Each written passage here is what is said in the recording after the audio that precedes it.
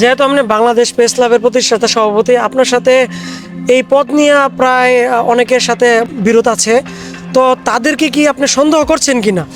হ্যাঁ, আমার মনে হয় অনেক দিন ধরে মনে হয় আমার কিছু লোক আমার সন্দেহভাজন আছে, ওরা হতে পারে। আমরা মিডিয়ার লোক, আমরা কোনো সরকারিভাবে কোনো বেতন ভাতা পাই না। আমার একটা গাড়ি এই মুহূর্তে হারিয়ে গেছে। এখন আমার মনে হয় আরেকটা গাড়ি যদি আমি সংগ্রহ করতে নিয়ে আমার আর্থিকের দরকার। দর্শক, গত ৮/৪ রোজ বুধবার বাংলাদেশ প্রেস ক্লাবের প্রতিষ্ঠাতা সভাপতি জনাব মেজবাউদ্দিন সরকার তিনি ব্যক্তিগত কাজে ডিসি অফিসে গিয়েছিলেন। তার এক পর্যায়ে কিন্তু ডিসি অফিসের নিচেই কিন্তু মোটরসাইকেলটি রাখা হয়েছিল। ডিসি অফিস থেকে তার মোটরসাইকেলটি চুরি হয়। যদুপুর থানায় একটি সাধারণ ডায়েরি করা হয় এবং সিসিটিভি ফুটেজে কিন্তু দেখা যায় মোটরসাইকেলটি কিভাবে চোর নিয়ে গিয়েছে। তো সরাসরি যুক্ত হব ভুক্তভোগীর কাছে। আসলে উনি কখন জানতে পারেন যে মোটরসাইকেলটি ওনার হারিয়েছে? কি হয়েছিল ওই দিন বুধবার? জি, আসসালামু আলাইকুম। আমি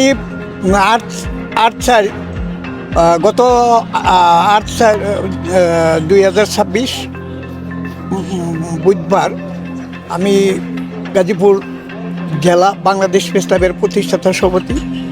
আমি গেছি আমার বাংলাদেশ প্রেস ক্লাবের কাজের জন্য। আমাদের কিছু লোক ডিসি অফিসের উদ্দেশ্যে আসছে যে আমরা একটা কাজ করব। আধা ঘন্টা পর গাড়িটা রেখে ডিসি অফিসের সামনে আমরা আধা ঘন্টা পর আবার ফিরে এসে গাড়িটা পাই নাই। তৎকালীন কতগুলা সিসি ক্যামেরা আছে, ওই ক্যামেরা দেখে আমরা ওই এডিসির কাছে যাওয়ার পরে উনি বলল সিসি ক্যামেরা ভিডিও ফুটেজটা আমরা দেখি। দেখার পরে উনি আমাকে বলল যে এক কাম করেন, আপনি থানায় যান, থানায় গিয়ে একটা ডায়েরি করেন। আমি ডায়েরি করার পরে আবার ডায়েরিটা নিয়ে ওসিডে দিলাম।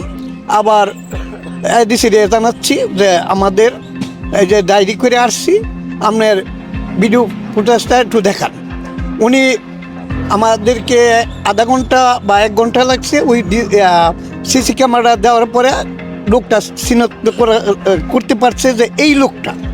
তারপর আমি ওসিডে নিয়ে ওই তদন্ত ওসিডে নিয়ে আবার আমি ভিডিও ওই ফুটেজটা দিলাম। দেওয়ার পরে উনি বলল আমি অতি তাড়াতাড়ি যেইভাবে হোক, আমরা যে কোনো মূল্য হোক, যেহেতু আমাদের একটা সম্মান আমরা হানি হতে দিব না, আমরা চেষ্টা করব অচিরে আপনার গাড়িটা চিহ্নিত করে এবং বের করে আপনাকে ফোন দিব।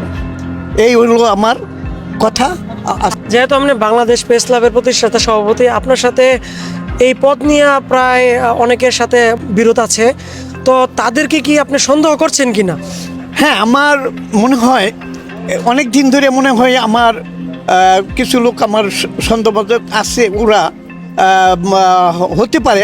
দেখছি কিছুদিন ঘোরাঘুরি করছে দেখছি। কিন্তু আমরা মিডিয়ার লোক, আমরা কোনো সরকারিভাবে কোনো বেতন ভাতা পাই না। আমার একটা গাড়ি এই মুহূর্তে হারিয়ে গেছে। এখন আমার মনে হয় আরেকটা গাড়ি যদি আমি সংগ্রহ করতে নিয়ে আমার আর্থিকের দরকার। এবং আমি তাদেরকে বারবার বলার পরেও তারা খালি মিথ্যা আশ্বাস দিয়ে যাচ্ছে যে হ্যাঁ সময় লাগবে। এটা কিসের সময়?